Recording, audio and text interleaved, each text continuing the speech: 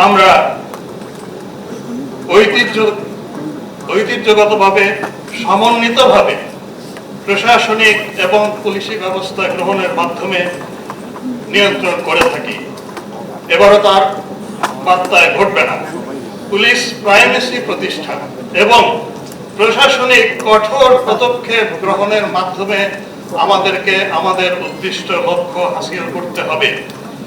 জুলাই আন্দোলনোত্তর বাংলাদেশে বাস্তব কারণে আমরা আমাদের আইন প্রয়োগ শৃঙ্খলা প্রতিষ্ঠায় দীর্ঘ সময় নানান অসুবিধা ভোগ করেছি।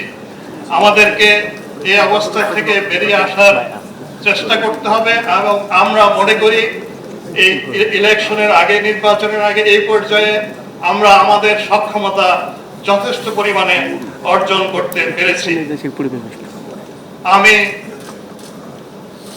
নির্বাচন কমিশনের কাছ থেকে আমাদের এই কঠোর পদক্ষেপ গ্রহণের ব্যাপারে অব্যাহত সমর্থন চাই।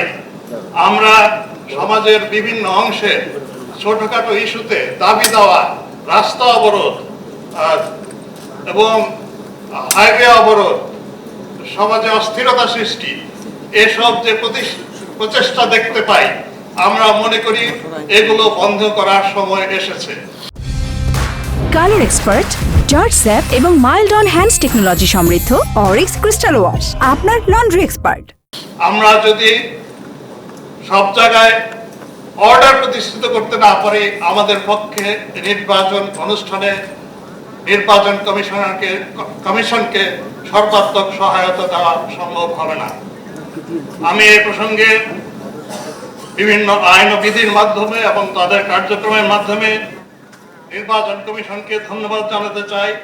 তারা ইলেকটোরাল এনকোয়ারি কমিটিকে সামারি ট্রায়ালের মাধ্যমে তাৎক্ষণিকভাবে অনেক অপরাধ এর বিচার করার ক্ষমতা দিয়েছেন।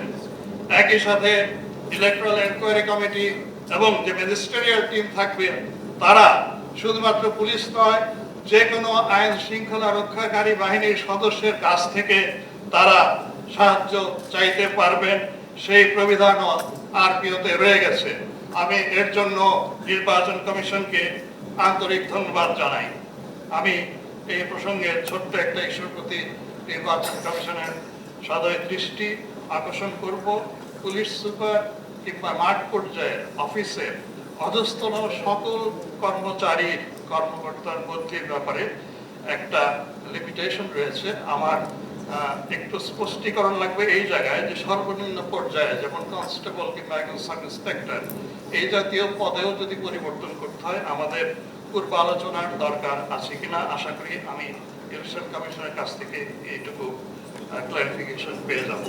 আমি বাংলাদেশ পুলিশের তরফ থেকে এই প্রতিশ্রুতি দিতে চাই মাননীয় প্রধান নির্বাচন কমিশনার এবং সকল নির্বাচন কমিশনারগণকে যে আমরা আমাদের সর্বশক্তি দিয়ে এবং সর্বাত্মক প্রচেষ্টার মাধ্যমে এইবারের এই নির্বাচন সফল, সুন্দর, শান্তিপূর্ণভাবে করতে পারবো এবং এর সম্পূর্ণ সক্ষমতা আমাদের আছে।